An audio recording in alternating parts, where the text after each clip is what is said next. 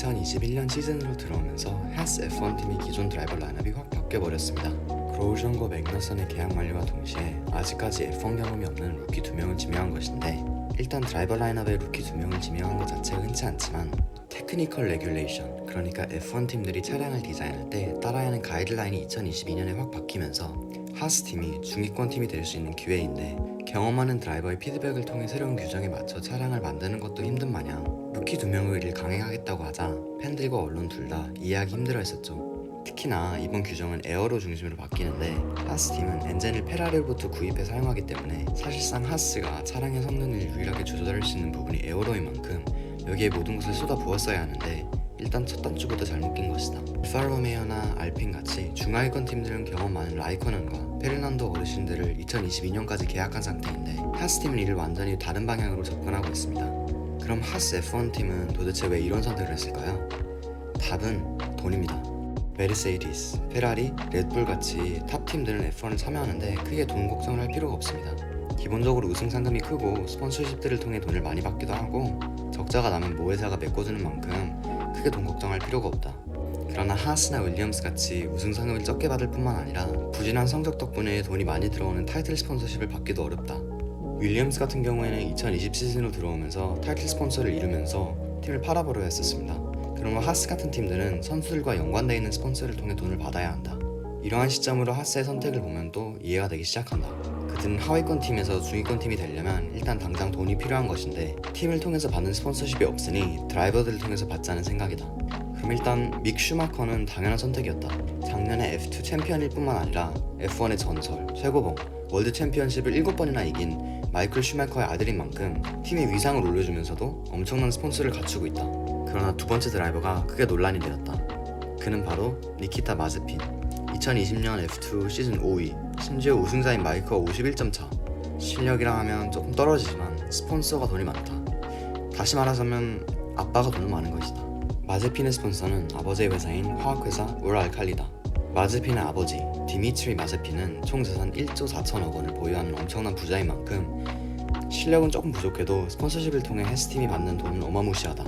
또한 마즈핀의 아버지가 하스팀의 주가를 사들이면서 2019년 레이싱 포인트 사건 2.1이 일어날 듯한다. 이처럼 실력은 조금 부족하지만 스폰서십 또는 가족의 경제적인 도움을 통해 F1 자리를 차지하는 드라이버들을 페이 드라이버라고 한다.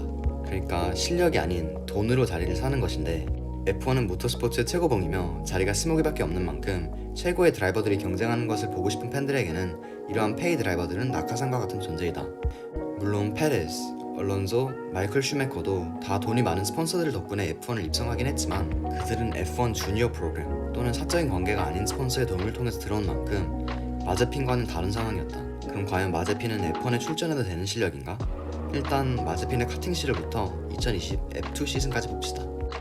마제핀은 12세의 나이로 처음 카팅에 입상하게 되었다. 카팅 대회에 출전한 지 2년 만에 FIA가 개최하는 유로피언 챔피언십 KF3급에서 참여하게 되는데, 2012년 유로피언 챔피언십에서는 4경기 통산 0점, 첫 국제 무대인 만큼 힘들어하는 모습이 보였다.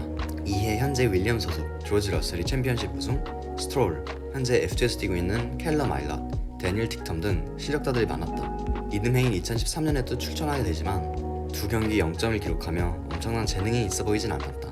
2013년에는 결국 란도 노리스, 특히나 노리스 같은 경우에는 2013년에 FIA 월드, 유로피언, 슈퍼컵, KF3급 카팅 시리즈를 다 이기면서 엄청난 성과를 거둔 것에 비해 마제핀은 많이 부족해 보였다.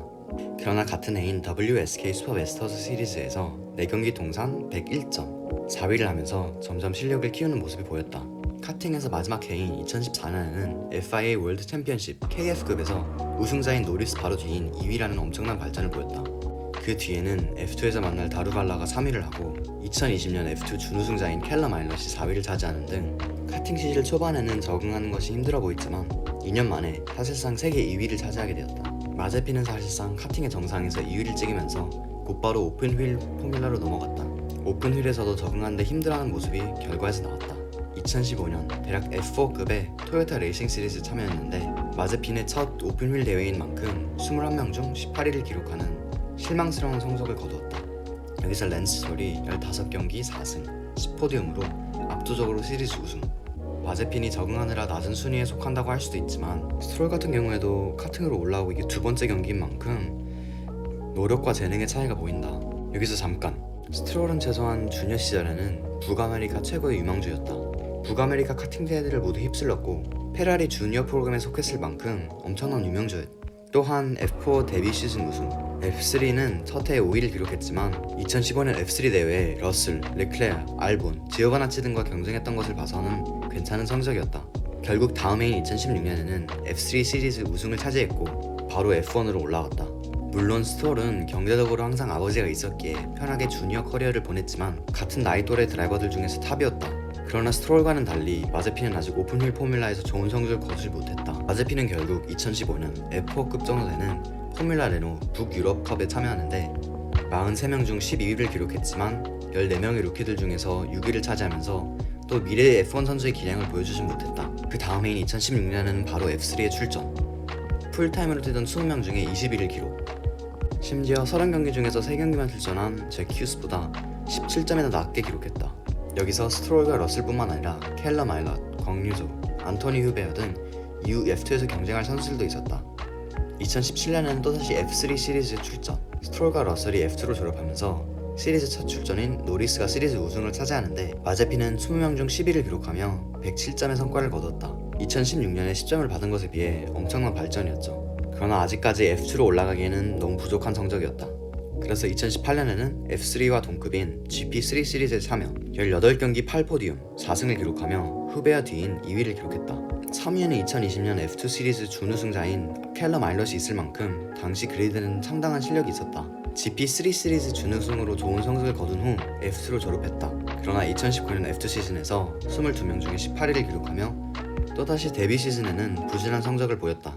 같은 해 루키였던 광유조, 후베어, 켈럼 아일럿, 슈메커가 7, 10, 11, 12위를 하면서 마제핀보다는 훨씬 더 좋은 기록을 남겼다. 그러나 다음 해인 2020년 F2 시리즈에서는 5위를 차지하며 계속해 적응하는 데 시간이 걸리지만 괜찮은 성적을 거두었다. 여기서 믹 슈메커가 시즌 우승, 켈럼 아일럿이 시즌 준우승을 했었다.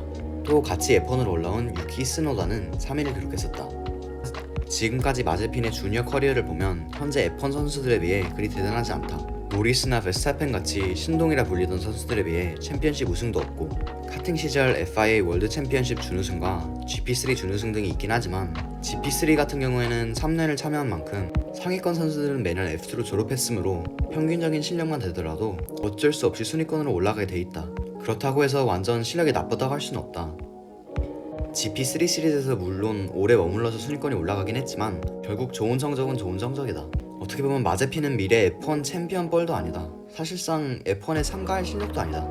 솔직히 말하자면 마제핀 같은 경우에는 DTM 또는 WEC 같은 시리즈가 조금 더 어울린다고 생각한다.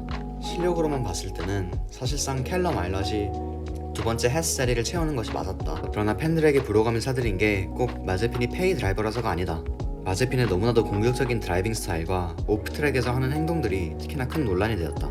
진짜 마제핀은 데뷔 초 베스타펜보다 공격적인 스타일을 갖고 있다. 그러한 그의 성향이 특히나 2020년 F2 사키에르 피처 레이스에서 나왔다. 마제핀 뒤에 있었던 스노다와 드로고비츠가 둘 다 오버테이킹을 시도하자 마제핀은 그들을 pitwall 또는 트랙 외로 밀치면서 잘못하면 큰 충돌도 일으킬 수 있는 상황을 발생시켰다. 이로 인해 그는 2개의 5초 페널티와 페널티 포인트 4점을 받게 되었다. 마제핀은 딱 드라마에서 나오는 재벌 2세처럼 행동한다.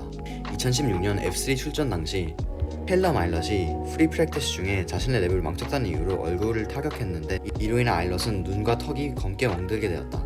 심지어 마제핀은 이에 대해 직접 사과도 하지 않고 팀을 통해 사과를 했다.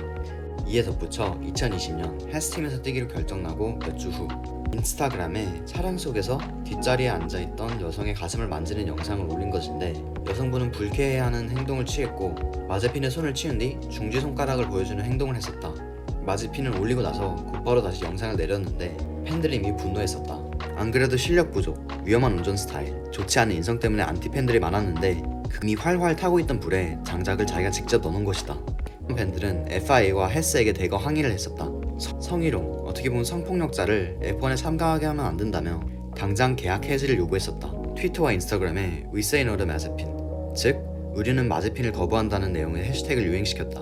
하스는 공식 입장문에 하스 F1팀은 마제핀의 행동을 용납하지 않는다며 SNS에 게시됐다는 것 자체가 끔찍하다고 말했다. 마제핀의 행동을 비판하고 팀 내 규정대로 처벌하겠다고 했지만 사실상 아무런 처벌이 없어 보인다. 여성 친구 또한 인스타그램에 둘이 친구 사이라며 그런 장난을 한다는 스토리를 올리긴 했지만 나중에 인스타그램 스토리로 어렸을 때 나에게 하고 싶은 조언 이라는 질문을 받자 남들이 너를 만지거나 무시하지 못하게 해라 라는 답을 올리고 스토리에 또한 술 취한 여성들을 보호하라 라는 문구가 적힌 사진을 올렸다.